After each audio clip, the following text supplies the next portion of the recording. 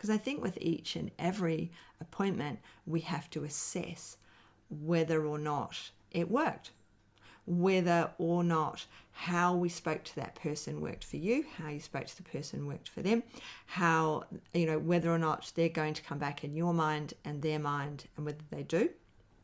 There are many things about nailing the consult that is about rapport. And rapport is just as important as making sure that you've given your client the right supplement. Because often, especially with a herbal mix, we're doing it exactly for them, aren't we? And so they might come back next time and say, yeah, I've got a lot more energy, this, that, and the other thing. However, I'm not so good with blah, blah, or something else isn't as good as I would like it to be. Hello and welcome. Mentoring with Geraldine is a bite-sized practitioner podcast for naturopaths, nutritionists, herbalists, and practitioners. This podcast responds directly to your needs, the needs of the practicing natural therapist. With interviews, herbal discussions, something business and something clinical each week, you'll get the variety you need and enjoy to stay motivated in practice. Hello and welcome to Mentoring with Geraldine and the Bite Size Podcast. How are you? So I've had some questions. I run the Facebook group Strictly Education and Support, and part of joining that group is putting in questions and asking questions. And of course I have mentees, and my graduate mastery program is right at the beginning for this semester. And so there's lots of questions from new graduates. There's lots of questions about setting up practice. And I do have someone in there who's not a new graduate at all, but she's been qualified quite some time, but also wants to now bring her practice out to the fore. She's sick of all the other jobs and she wants to really get that practice focus going. So she's joined as well. And one of the things was, I want to know how to nail it. Now, that's a pretty big one, isn't it? How do you nail something? So I really thought about this statement from my mentee. I really want to be able to nail the consult, Geraldine. Understanding it and being in control of it and not feeling like I'm just suffering under it and it's all too difficult for me.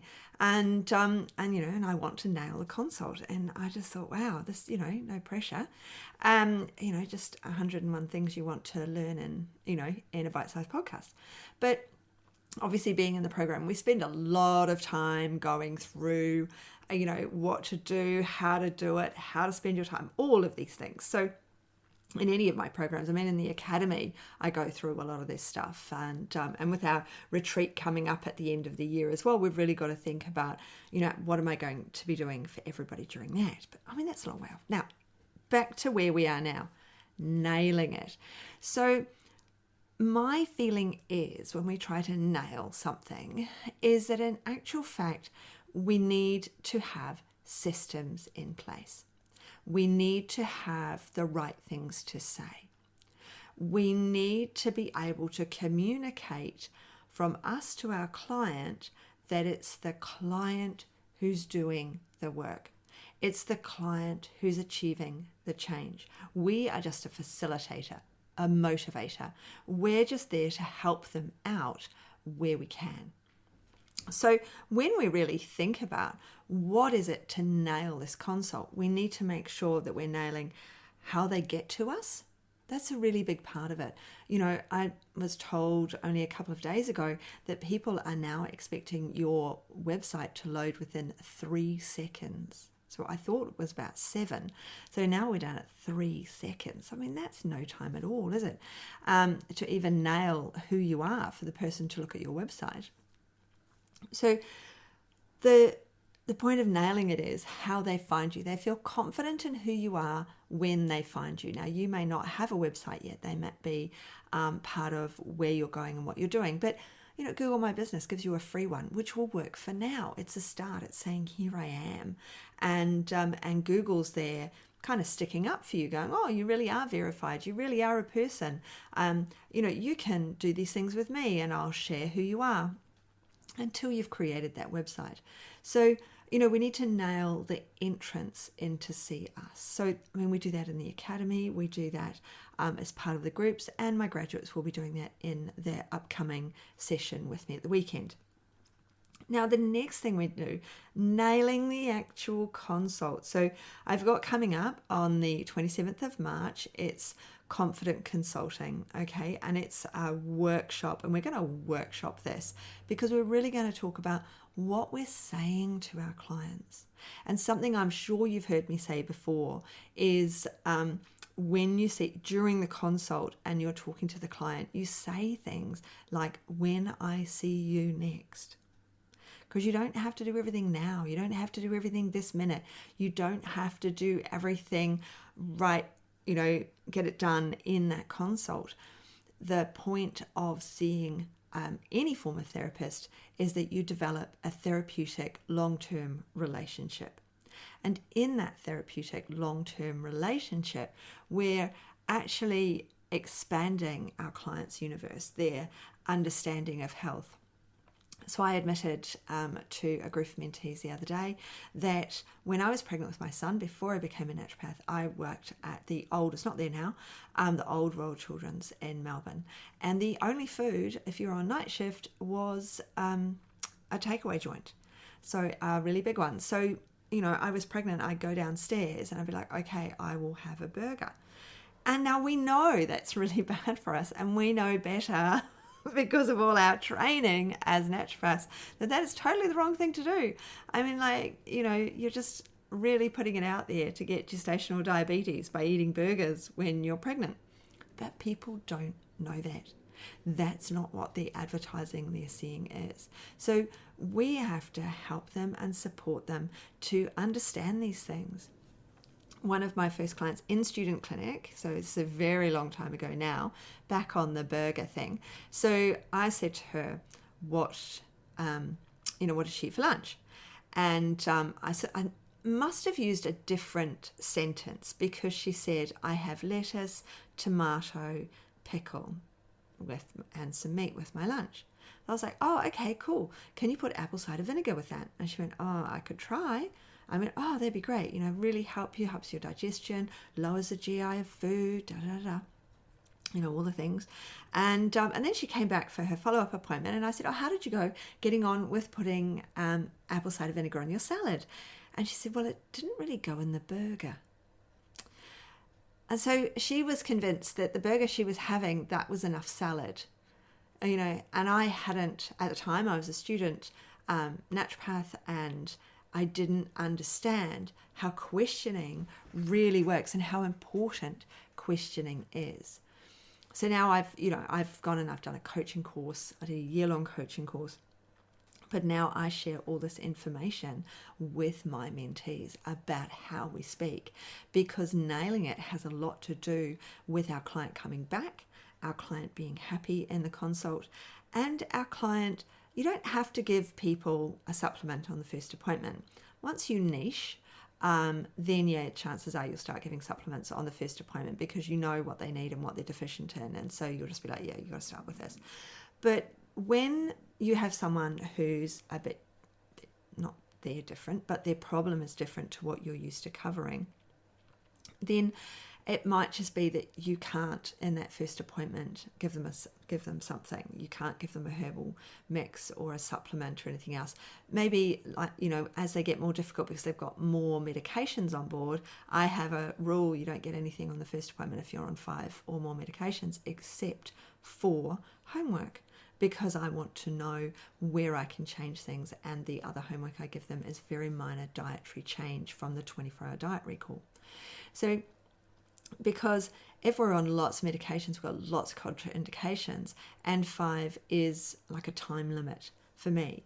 And I will have open on a new client, if they've put in that they've got, especially men, if they've got a couple of medications, I will have open contraindication charts, maybe MIMS, so I can look up anything. Like a gentleman that I had in 2020. It was my, it was the first new client I'd had in 2020, because I closed my doors. Lots of my clients closed. Lots of people said no. They'd just come and see me when I was back up and running after the lockdown, because of course we didn't really know what was going on, did we? I didn't really know what I was doing. So he was my first one online, first new client online, I should say, back then. And I said, what medications are you on? I went through and I said, is there anything else you need to tell me? And then he said, oh yeah, I take, and it was an epileptic medication. And now often with women, they forget they're on the oral contraceptive pill because they've been on it for so long. Oh, recent research, you shouldn't be on it for more than 10 years. Just put that one in there. Just slide that in under the zone. But he'd forgotten he was on anti-epileptic medication. And his anti-epileptic medication had lots of red flags for alcohol. And of course, he was drinking a lot of alcohol. So I said, you do realise that your medication says no alcohol. And you're on a lot of alcohol, and now you're feeling really down and you're not doing anything. Do you think this is related?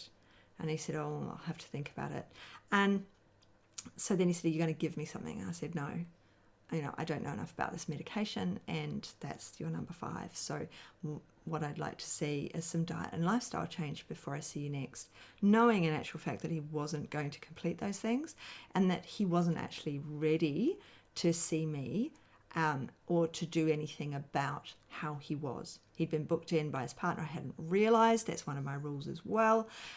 If you want to see me, you have to book yourself in. But he'd been booked in by his partner. So he wasn't ready to make those changes. That wasn't where he was at in his life. It might have been where his partner was at in her life, that she was desperate for him to change, but he couldn't. He wasn't ready for it yet. He hadn't made that personal change. So I nailed that consult, and that I knew, number 1, that he wasn't going to come back. So I booked him in, but I was, I knew he would cancel. I was happy with that, so I booked him in on a lunchtime, so I knew that I could get a lunchtime. I knew that he wasn't ready for change, and this wasn't something that he was capable of completing at this time, so I nailed that. He was actually happy with seeing me. I know that he felt okay in the consult, but I knew also that he would feel a failure at the end of it because he hadn't done the simple things. So the simple things could be completed by his wife.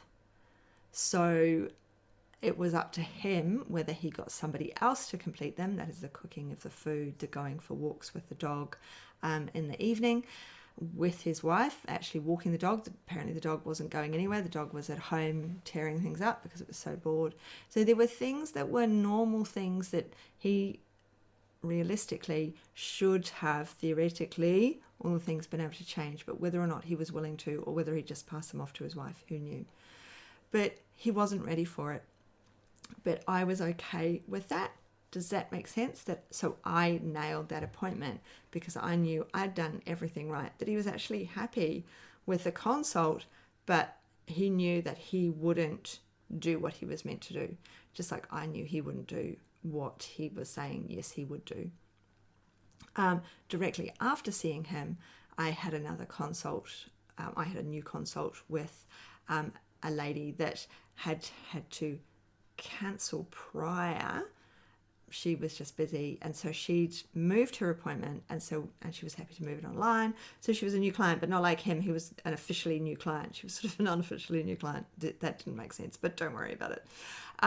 So with her, nailing the appointment was giving her the lifestyle advice, giving her the diet change. Again, no supplements. Again, lots of homework whilst I researched her condition, even though she knew all about it. Most people know more about their weird conditions than I could ever know.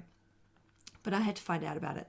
And so I needed time to do that once I'd spoken to her, once I'd gone through what she was taking, what she knew, and then fine, she turned up. So I knew I'd nailed that appointment, because I think with each and every appointment, we have to assess whether or not it worked, whether or not how we spoke to that person worked for you, how you spoke to the person worked for them, how, whether or not they're going to come back in your mind and their mind, and whether they do. There are many things about nailing the consult that is about rapport. And rapport is just as important as making sure that you've given your client the right supplement. Because often, especially with a herbal mix, we're doing it exactly for them, aren't we? And so they might come back next time and say, yeah, I've got a lot more energy, this, that, and the other thing. However, I'm not so good with blah, blah, or something else isn't as good as I would like it to be. So it's a really interesting, the word nailing it, I think we need to think to ourselves, what small part did I nail? What part of the whole did I nail? Because I might not have nailed the whole thing. It might be that you say to yourself, I nailed the 1 hour appointment. I nailed the 50-minute appointment. I nailed the 40-minute appointment. I nailed getting them to come back. I nailed the herbal mix that I created for that client, or the correct supplements for that client, or whatever it is. Because I think we have to realize that nailing it can be small parts as well as large parts of the whole. So I'm going to leave you with that one. I'm going to leave you with the how am I nailing it today challenge. What can I do today that will nail my whatever it is? It might just be your to-do list. I'm not really that big on to-do lists. I will have a to-do list that has, like today, podcasting. It's just got one word on my list, because this takes time. It takes effort. It takes thought. It takes conversation. It takes a good throat. It takes, I have to feel chipper and up so that you at the end of it feel chipper and up. So there can't be lots of other things on my to-do list as well as podcast. And also there's a lot of setup involved. So, when we think of that, it might be that you look at your to-do list and it's got 100,000 things on it, and you just circle one of those things and you nail it today. So I'm going to leave you with the nail it concept, and I'll probably come back to this again and again. I actually really love the way she said, I just want to be able to nail it, Geraldine, because there's so many things that we can think about nailing, reduce down and do in smaller amounts rather than the big one. So if you've enjoyed today, don't forget to please share this with your friends and colleagues. Put it in Facebook groups and things so that people know it's out there, because if it's helped you, hopefully it will help somebody else as well. So it's been absolutely brilliant chatting, and I look forward to seeing you on the next Bite Size podcast. Thanks so much for joining me today. Don't forget to rate, review, and subscribe to the podcast for the weekly episodes. If you'd like even more support and learning, then the Academy is for you. Here you'll find part 2 of the herbal discussions, more clinical learning, and case studies to support your clients in practice. Bye for now.